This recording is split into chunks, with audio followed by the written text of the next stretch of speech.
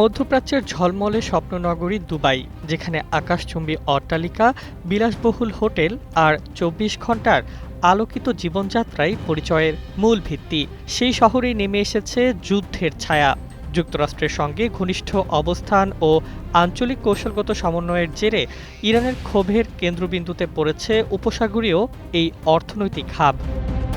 বিশ্বের নানা প্রান্ত থেকে রেমিটেন্স লেনদেনে নগদ নিয়ে এলো হার না মানা হার অফার। সর্বনিম্ন ১০,০০০ টাকার রেমিটেন্স নগদে পাঠালে স্বর্ণের হার জেতার সুযোগ।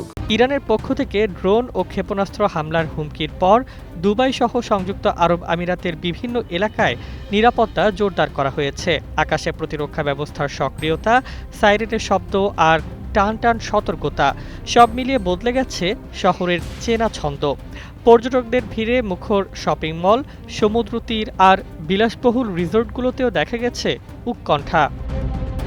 বিশ্লেষকদের মতে ইরান স্পষ্ট বার্তা দিতে চায়, যুক্তরাষ্ট্রের সঙ্গে কৌশলগতভাবে তাল মেলালে তার ফল ভোগ করতে হবে। আর সেই বার্তার প্রতীকী লক্ষ্য হয়ে উঠেছে দুবাইয়ের বিলাসী জীবন। শহরটির আন্তর্জাতিক বিমানবন্দর ও বাণিজ্যিক কেন্দ্রগুলোতে বাড়তি নিরাপত্তা ব্যবস্থা নেওয়া হয়েছে। কিছু ফ্লাইট সময়সূচি বদলানো হয়েছে। পর্যটকদের একাংশ সফর সংক্ষিপ্ত করে ফিরছেন নিজ নিজ দেশে। দুবাই এতদিন নিজেকে উপস্থাপন করেছে একটি নিরাপদ স্বর্গ হিসেবে, যেখানে আঞ্চলিক অস্থিরতার মধ্যেও ব্যবসা ও বিনিয়োগ চলেছে নির্বিঘ্নে। কিন্তু সাম্প্রতিক উত্তেজনা সেই ভাবমূর্তিতে ফাটল ধরিয়েছে। আতশবাজির শহরে এখন বিস্ফোরণের আশঙ্কা।